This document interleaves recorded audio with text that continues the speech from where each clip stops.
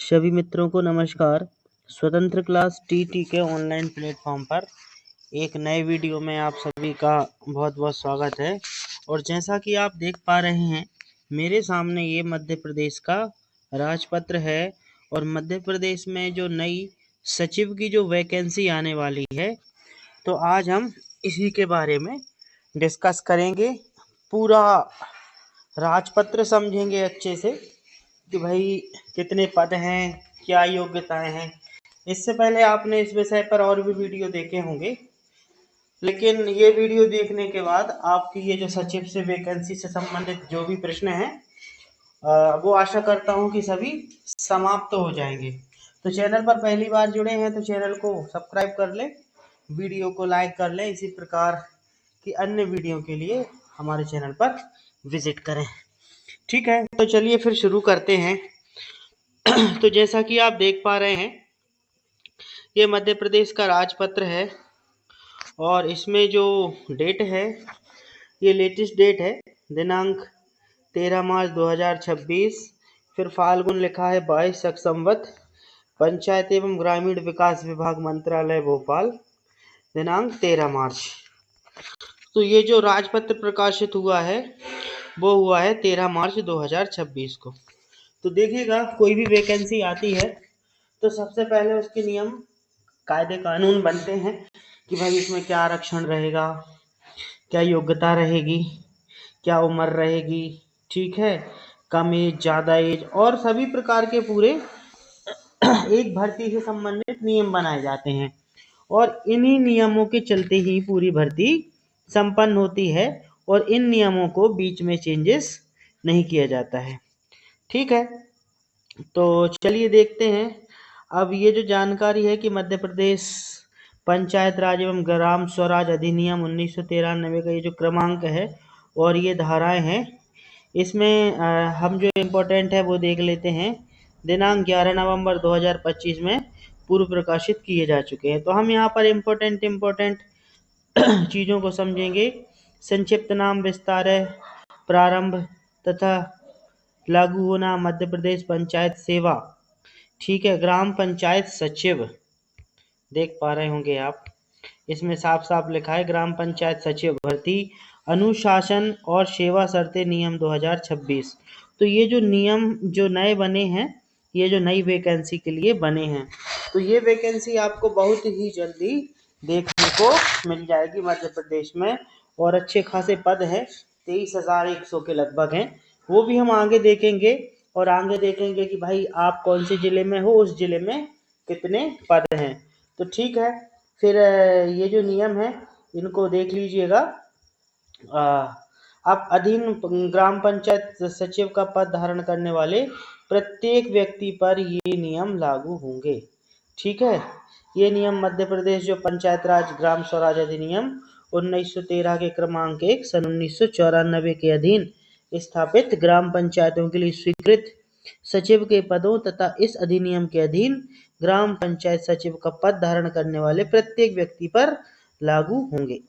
ठीक है, तो फिर अब ये इन नियमों की जो परिभाषाएं हैं कि भाई अधिनियम से क्या है, वार्षिक गोपनीय प्रतिवेदन, नियुक्ति पदाधिकारी कौन है, प्राधिकारी, वास्तविक स्थानीय निवासी, और सीपीसीटी से क्या अर्थ है, संचालक से क्या, संचालनालय से क्या है, पात्रता परीक्षा से क्या अभिप्रेरित है, प्रारूप से अभिप्रेरित है, सरकार से क्या अभिप्रेरित है, जीआरएस से। तो ये सभी नियम है ग्राम पंचायत से, मध्य प्रदेश कर्मचारी चयन मंडल से। तो मतलब अब इसमें देखिएगा एक दो इम्पोर्टेंट चीजें आ गई हैं। सबसे पहले तो भाई पात्रता परीक्षा से संबंधित, तो अब यहाँ पर निश्चित है कि भाई आपकी पात्रता परीक्षा होगी। ठीक है, तो एक चीज आप समझ गए। एक चीज और इसमें अभी आप देख रहे हैं सीपीसीटी, तो मतलब कहीं ना कहीं भाई इसमें सीपीसीटी की आवश्यकता जरूर पड़ेगी, जो कि हम आगे देखेंगे। फिर नीचे दिया है मध्य प्रदेश कर्मचारी चयन मंडल, मतलब ये जो परीक्षा है, ये परीक्षा लेने वाली एजेंसी कौन सी है, मध्य प्रदेश कर्मचारी चयन मंडल भोपाल। ठीक है, अब फिर अन्य पिछड़ा वर्ग के संबंधित है। भाई अन्य पिछड़ा वर्ग को इसमें क्या लाभ मिलेगा वो हम देखेंगे।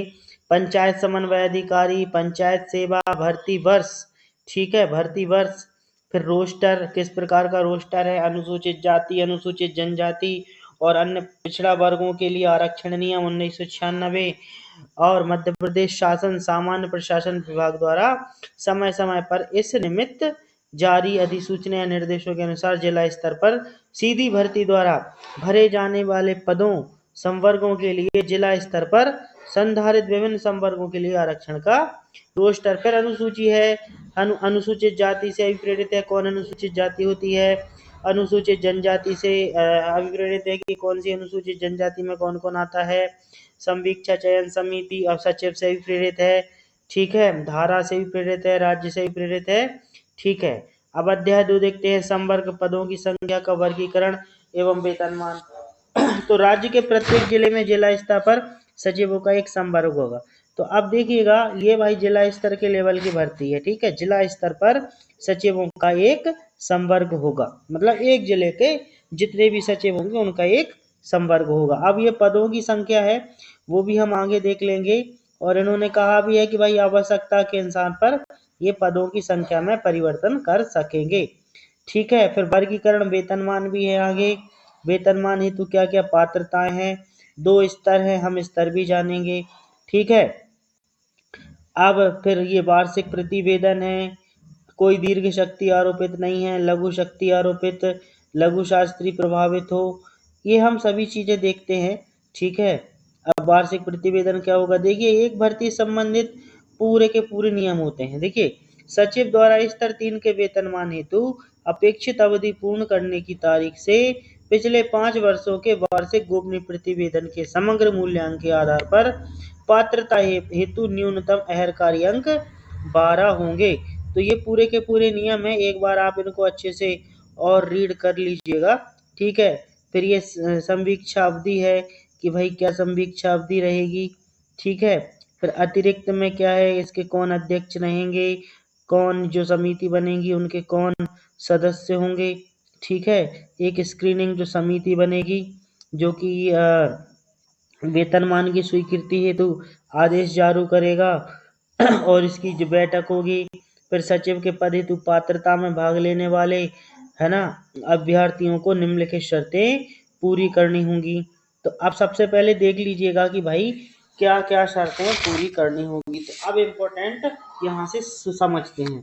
सबसे पहले देखते हैं कि शैक्षिक अर्हताएं और आयु अनुसूची 3 के अनुसार होनी चाहिए, जो कि हम अभी आगे देखेंगे।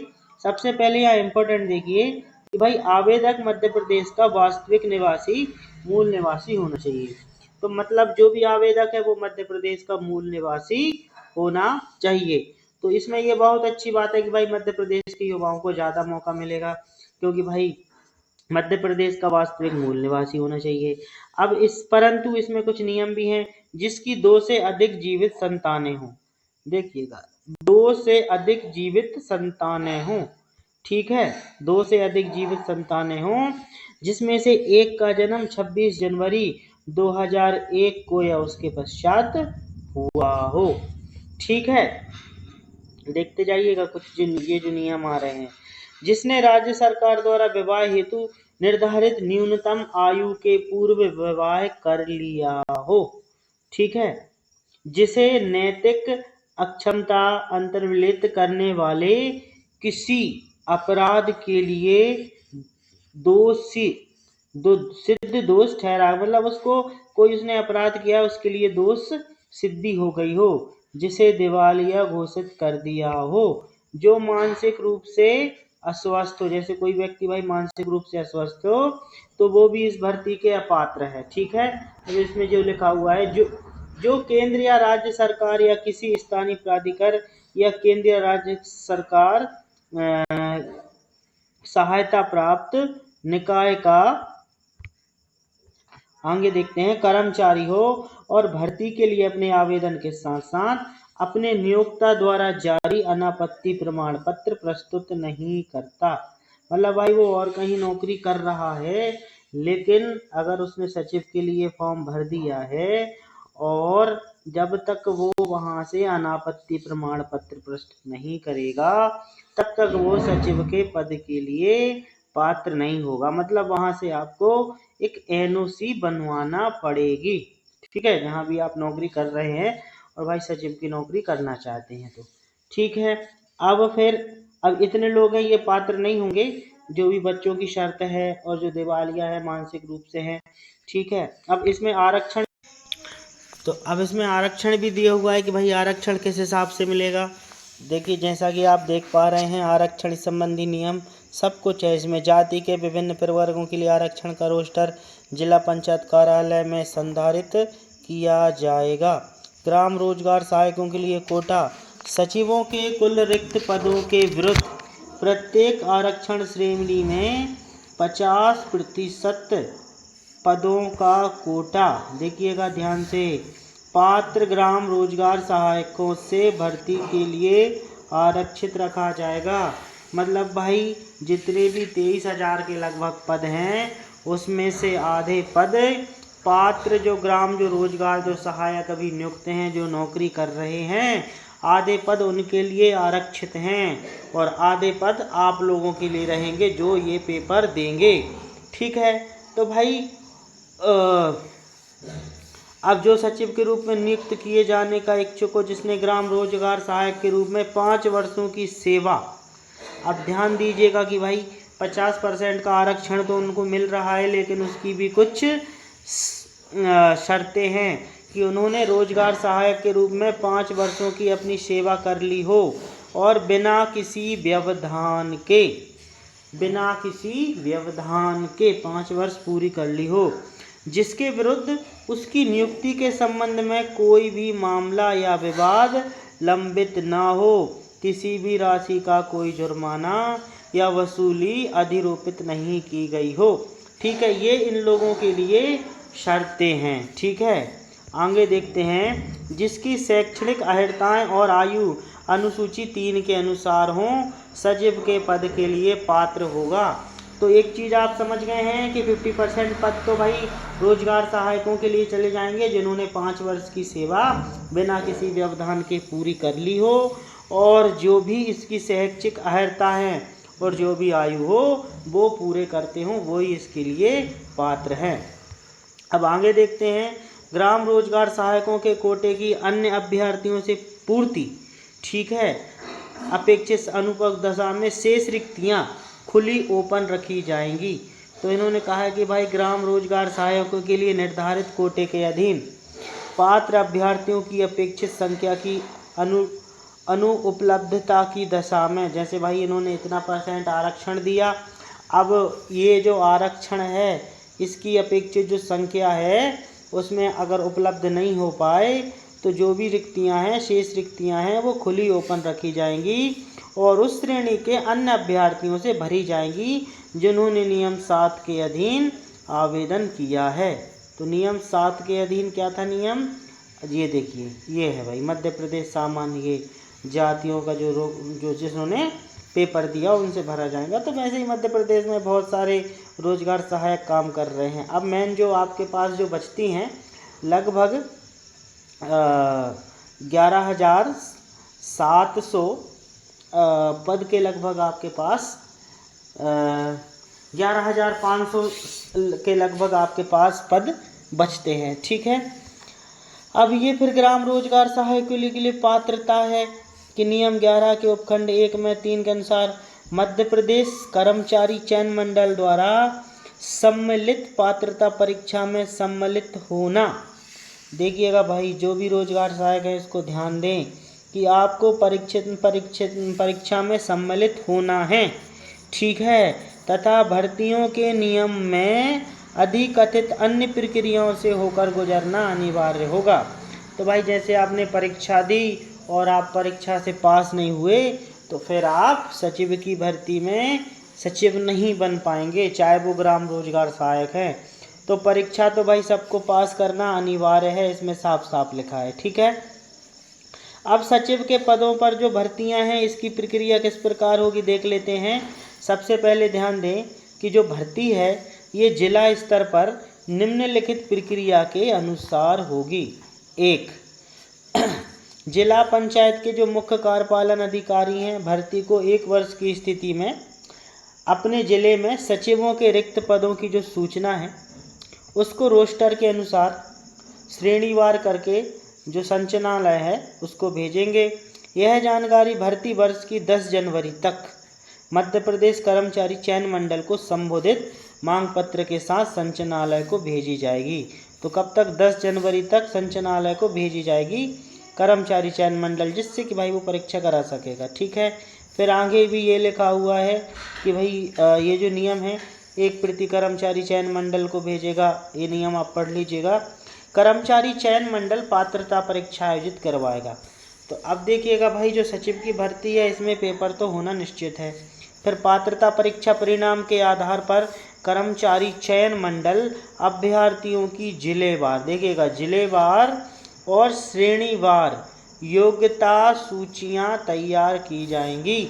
कर्मचारी चयन मंडल द्वारा रिक्त पदों की संख्या के 15% अभ्यर्थियों की एक सूची भी योग्यता सूची के अनुसार तैयार की जाएगी। तो भाई जितने पद हैं उसके अलावा आप जिन पदों का जो 15% है, इतने लोगों की एक वेटिंग लिस्ट भी जारी की जाएगी कि भाई अगर इन लोगों ने ज्वाइन नहीं किया तो ये जो 15% के जो बच्चे हैं जिनको वेटिंग में हैं वो ज्वाइन कर सकेंगे। ठीक है। अब कर्मचारी चयन मंडल नियम 11 के उपनियम 1 खंड 4 के अनुसार तैयार की गई योग्यता सूचियां अभ्यर्थियों से संबंधित अन्य दस्तावेजों के साथ संचालनालय को प्रस्तुत करेगा।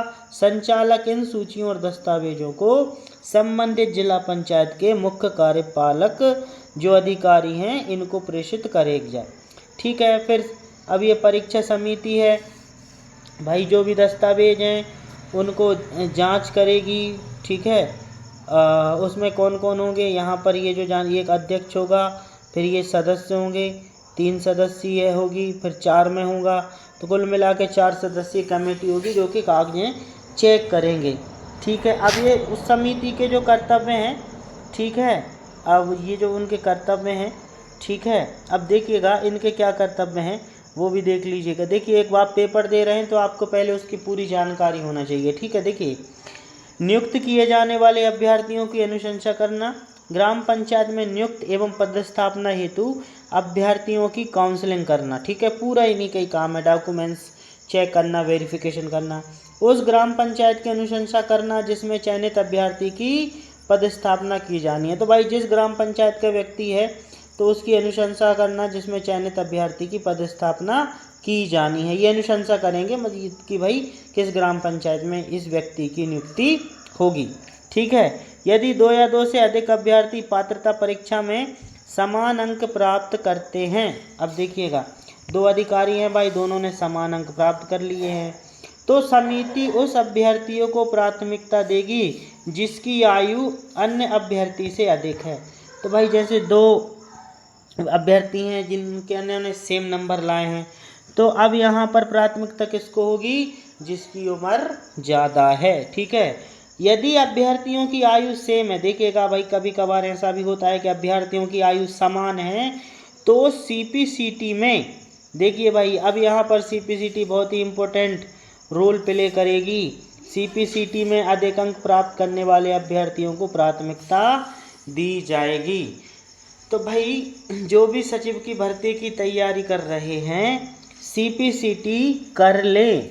जिन्होंने सीपीसीटी नहीं की है वो कर लें, क्योंकि भाई इसमें सीपीसीटी बहुत ही इम्पोर्टेंट फैक्टर निभाने वाली है। क्योंकि भाई यहाँ पर साफ ही कहा गया है कि 2 अभ्यर्थियों की अगर उम्र भी एक समान है तो जिसके सीपीसीटी में ज़्यादा नंबर रहेंगे उसको नौकरी मिल जाएगी।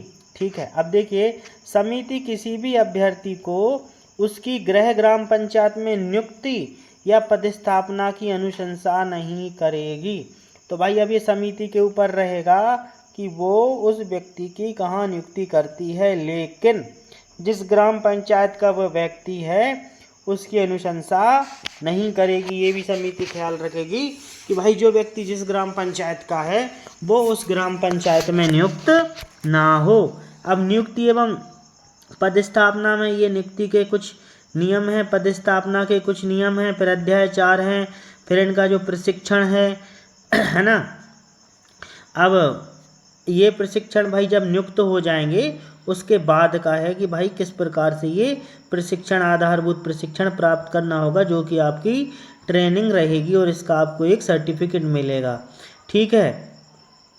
फिर जो भी ट्रेनिंग होगी समय समय पर राज्य सरकार द्वारा, उसमें इन सभी को जो चयनित सचिव रहेंगे उनको भाई उसमें भाग लेना रहेगा। उन्मुखीकरण के आधार पर प्रशिक्षण प्राप्त कर लेने 2 वर्ष की परिवीक्षा अवधि नियम 5 के उपनियम खंड 2 के खंड 4 के अधीन विस्तारित अवधि सफलतापूर्ण करने पर परिवीक्षा अवधि समाप्त की जा सकेगी। तो भाई ध्यान रखिएगा कि इसमें 2 वर्ष की परिवीक्षा अवधि रहेगी। तो जो भी सचिव नियुक्त होंगे उनकी परिवीक्षा अवधि कितने समय की रहेगी? 2 साल की। ठीक है। फिर शक्तियाँ एवं कृत्य हैं, इसमें कुछ कुछ जो शक्तियाँ हैं, है ना। फिर 2 वर्ष के बाद क्या होगा कि भाई अब उन्हें लगता है कि भाई आपने सफलतापूर्वक परिवीक्षा अवधि कर ली है, फिर वो आपकी परिवीक्षा अवधि को समाप्त करेगा विभाग। ठीक है। फिर ये कृत्य हैं। फिर अनुशासन एवं नियंत्रण, ठीक है, आचरण।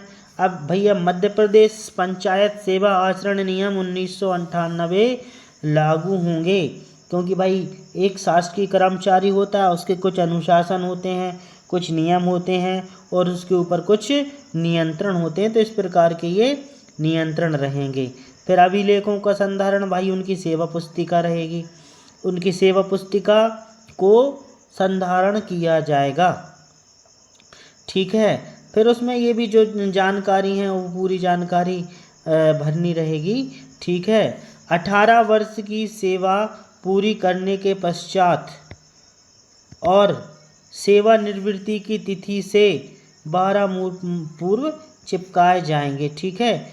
ये छायांकित हैं, ये जो आपकी सेवा संबंधित है, नवीनतम पासपोर्ट साइज आकार के जो अभी आपके छायाचित्र हैं वो चिपकाए जाएंगे। अब शैक्षणिक अर्हताएं, जन्म तिथि, जाति की श्रेणी, आधार और समग्र पहचान पत्र से संबंधित प्रमाण पत्रों की सत्यापित की जाएगी। तो भाई अब यहाँ पर समग्र पहचान लगेगी, आपका समग्र आईडी लगेगा।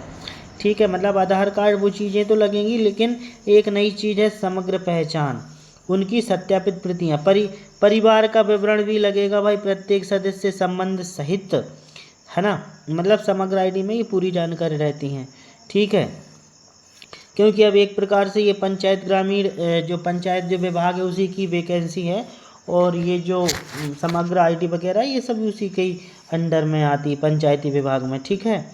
फिर अब इसमें और भी जानकारी हैं, अचल, दिव्यांगता का प्रमाण पत्र, चिकित्सा का प्रमाण पत्र। देखिए अब यहाँ समझ लीजिएगा कि भाई आपका गृह ग्राम पंचायत का नाम देना है, चिकित्सा परीक्षण, मतलब आपको जो चिकित्सा का जो परीक्षण है, मतलब आपको एक मेडिकल बनवा के देना होगा, पुलिस से चरित्र प्रमाण पत्र भी लगेगा। ठीक है। ये अभिलेख आपके लगेंगे, अंशदायी पेंशन योजना, तो ये चीज़ें आपकी लगेंगी भाई। जो जिस विकलांग कैटेगरी में जो चयनित हो रहे हैं उनको अपना विकलांग सर्टिफिकेट लगाना रहेगा। बाकी भी अन्य जो भी और अभी इसके और अच्छे से जो नियम आ जाएंगे, ये विस्तृत नियम हैं।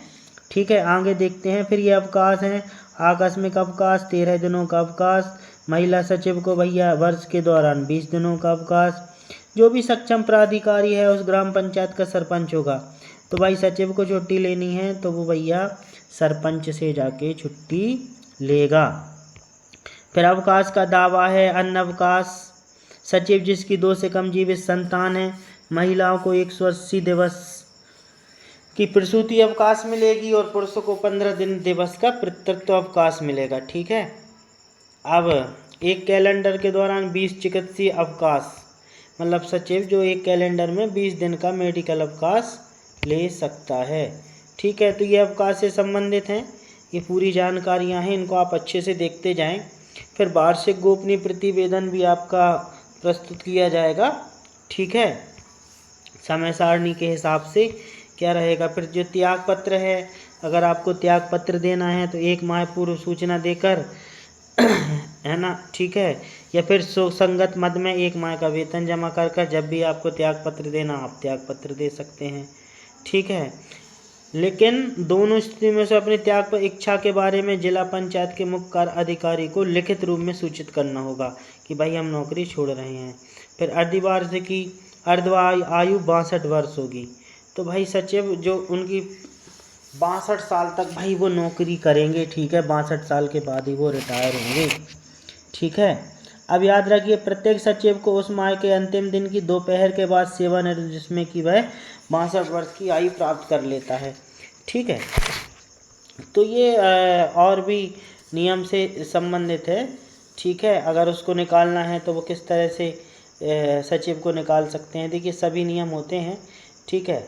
तो अब ये यहाँ पर जैसा कि आप देख पा रहे हैं जिले वाइज कौन से ज़िले में कितनी है, ठीक है, ये दिया हुआ है। जैसे आप देख पा रहे हैं हरदा है, इंदौर है, जबलपुर है, झाबुआ है, कटनी है, खंडवा, मंडला, मंदसौर, मुरैना, नरसिंहपुर, नीमच, रायसेन में 521, ठीक है। तो ये सभी ज़िलों में वैकेंसियाँ दी गई हैं, जितने ज़िलों में ये वैकेंसियाँ निकलनी हैं, टीकमगढ़, उज्जैन। तो कुल मिलाकर आप जोड़ेंगे तो 23,011 वैकेंसी हैं, ठीक है, 23,011। अब 23,011 में से अगर आप आधी वैकेंसी निकाल दें तो 11,500 हो गए 23,000, और 7 का और आधा कर दें मतलब 11,500। जो 3 वैकेंसी हैं ये लगभग जो रोजगार सहायक लगे हुए हैं उनका है। तो फिर ये वार्षिक प्रतिवेदन आ जाएगा, आपको किस प्रकार से प्रतिवेदन देना रहेगा। अब सबसे इम्पोर्टेंट देखिएगा भैया, सचिव ग्राम पंचायत, इसके लिए क्या शैक्षणिक अर्हता रहेगी। अब ये इम्पोर्टेंट है, इसको बहुत ध्यान से देखना है। तो देखिए सबसे पहले सचिव ग्राम पंचायत के लिए किसी मान्यता प्राप्त विश्वविद्यालय से स्नातक की उपाधि, तो भाई स्नातक की उपाधि होना चाहिए, मतलब फाइनल पास होना चाहिए, ठीक है। यदि इन नियमों के परिवर्तन से पूर्व जीआरएस के पद पर नियुक्त किया गया है, जीआरएस के पद पर नियुक्त किया है, तब किसी मान्यता प्राप्त माध्यमिक शिक्षा मंडल से हायर सेकेंडरी 10+2 परीक्षा उत्तीर्ण होना अनिवार्य है, अगर वो जीआरएस के पद पर नियुक्त है, ठीक है। तो यदि अभ्यर्थी इन नियमों के परिवर्तन के पश्चात जीआरएस के पद पर नियुक्त होता है, तब किसी मान्यता प्राप्त विश्वविद्यालय से स्नातक की उपाधि चाहिए भाई उसको, ठीक है। नियमों के परिवर्तन मतलब नियम के निकलने के बाद अगर अब वो जीआरएस के पद पर नियुक्त होगा तब भी उसको भैया फाइनल ही लगेगी, ठीक है। आगे देखिए, किसी मान्यता प्राप्त संस्था में से किसी एक संस्था से कंप्यूटर डिप्लोमा, तो भाई कंप्यूटर डिप्लोमा जैसे कि भाई पीजीडीसीए हुआ या डीसीए हुआ, सर्टिफिकेट परीक्षा उत्तीर्ण करना अनिवार्य है, ठीक है। तो ये आपको पीजीडीसीए डीसीए इसमें साफ दिया हुआ है सर्टिफिकेट, क्योंकि ये सर्टिफिकेट होता है, और जो सीपीसीटी होता है वो भी एक प्रकार का स्कोर कार्ड होता है, सर्टिफिकेट बोल सकते हैं। लेकिन यहाँ पर आपको कंप्यूटर का डिप्लोमा चाहिए, ठीक है, जो सर्टिफिकेट होता है। और मान्यता प्राप्त संस्था से जो बड़ी यूनिवर्सिटी हैं जैसे माखन लाल हुआ, ठीक है। अब शैक्षिक अर्हता ये तो आपने देख ली सचिव की, अभी हम आयु की बात करेंगे, हम आगे देखते हैं, ठीक है। चलिए ये और समझ लेते हैं।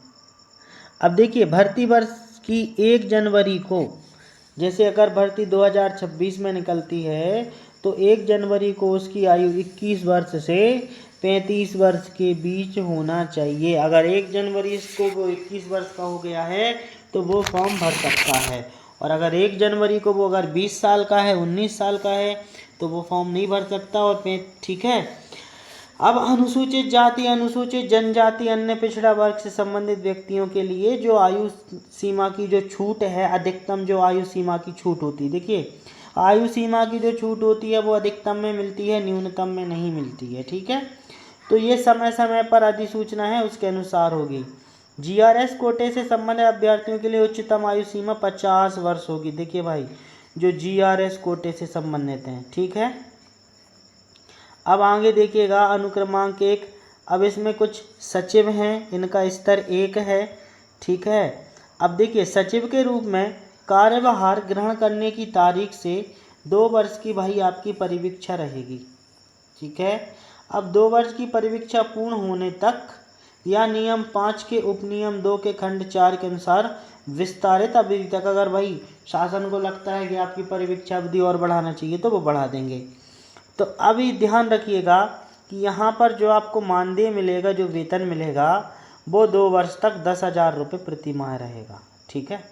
परंतु ग्राम रोजगार सहायक के पद से, देखिए, अगर जो ग्राम रोजगार सहायक के पद से सचिव पद पर नियुक्त अभ्यर्थी को पूर्व से प्राप्त हो रहा मानदेय संरक्षित रहेगा। लेकिन जो भाई रोजगार सहायक के पद से सचिव के पद पर नियुक्त हो रहा है, तो जो पूर्व से जो प्राप्त हो रहा है मानदेय, वो उसका संरक्षित रहेगा। अब स्तर 2 क्या है? 2 वर्ष की परिवीक्षा अवधि पूर्ण होने के पश्चात उसको फिर 7वां वेतनमान 19,500 से 62,000 रुपये तक मिलेगा 1900 ग्रेड पे में। ठीक है, देखिएगा। फिर अब 2 वर्ष के बाद स्तर 3, 10 वर्ष की सेवा जब उसकी होगी तो उसको 23,500 से 80,500 7वां वेतनमान, मतलब उसकी 10 वर्ष की गणना होगी। फिर ये देखिए, यूजीसी द्वारा मान्यता प्राप्त किसी विश्वविद्यालय से डिप्लोमा हो, ठीक है, या मुक्त विश्वविद्यालय से हो। ठीक है। अब ये एक और दिया है DIAC, national of electronics and information technology, शासकीय कॉलेज। अब ये देखिए, सबसे इम्पोर्टेंट चीज़ आप समझिएगा। देखिए, कंप्यूटर दक्षता का प्रमाणीकरण। ठीक है, कंप्यूटर दक्षता का प्रमाणीकरण मतलब CPCT में कंप्यूटर दक्षता, अहम एवं हिंदी टंकण टाइपिंग, तो हिंदी टंकण टाइपिंग भी आना चाहिए भाई, जो कंप्यूटर जो दक्षता होती है। तो भाई CPCT इसमें अनिवार्य है। और CPCT का मैं आपको पहले ही बता चुका हूँ कि अगर आपका CPCT में स्कोर ज़्यादा होगा, अगर आयु समान है, तो फिर CPCT को ज़्यादा महत्वता दी जाएगी। तो मतलब इसमें CPCT की महत्वता है, CPCT आपको करना होगी। ठीक है। फिर ये चीज़ हम देख चुके हैं अभी। ठीक है, पूरी की पूरी जानकारी GRS कोटे की। तो यहीं पर ये जानकारी समाप्त होती है। जैसा कि आप देख रहे हैं, एक बार और देख लीजिएगा। अब आपको कंप्यूटर का डिप्लोमा भी लगेगा और CPCT भी लगेगी। ठीक है, वो डिप्लोमा अलग चीज़ थी और ये कंप्यूटर दक्षता प्रमाणीकरण परीक्षा ये अलग है, तो वो भी लगेगा, ये भी लगेगा। और भाई पूरी जानकारी दी है कि जो फ्रेशर हैं उनको ग्रेजुएशन करना है, ग्रेजुएशन अगर होंगे तो वो फॉर्म भर पाएंगे 21 वर्ष से 35 वर्ष। तो इस प्रकार से ये पूरी जानकारी थी। आई होप कि आप पूरी जानकारी को बहुत अच्छे से समझ गए होंगे सचिव से संबंधित। फिर भी अगर आपके कोई भी सवाल है तो आप कमेंट्स में पूछ सकते हैं इस भर्ती से संबंधित। ठीक है, तो आपको आज का ये वीडियो कैसा लगा आप कमेंट्स करके हमें बताइएगा। और देखिएगा, वीडियो को पूरा ध्यान से देखिएगा, तभी आप इसको बारीकी से समझ पाएंगे। मैंने इसमें एक एक चीज़ को बड़ी बारीकी से आपको समझाया है। ठीक है दोस्तों, तो मिलते हैं एक अगले वीडियो में। तब तक के लिए नमस्कार, जय हिंद, वंदे मातरम, भारत माता की जय। धन्यवाद दोस्तों।